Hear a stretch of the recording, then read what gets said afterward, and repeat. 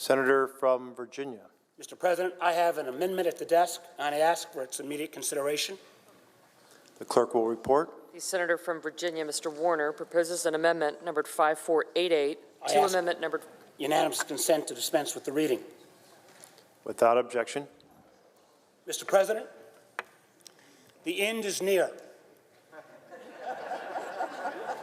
I hope.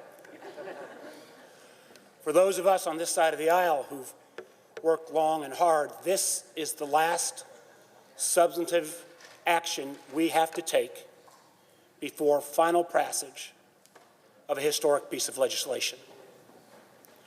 Recognizing, and I want to thank the senators on both sides of the aisle for the productive discussions in the last vote on a difficult issue that my amendment would address.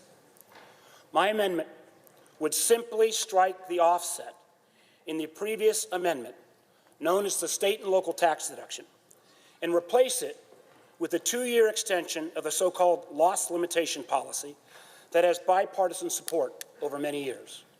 This was first employed under President Trump, was then employed by the Democrats. Everyone on this side of the aisle has voted for this pay-for, $52 billion, which more than offsets the $35 billion that were taken from the previous amendment. This amendment will allow us to move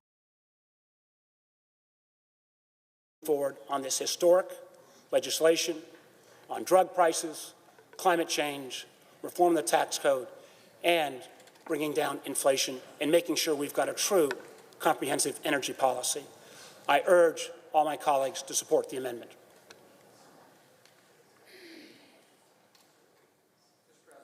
The senator from South Dakota.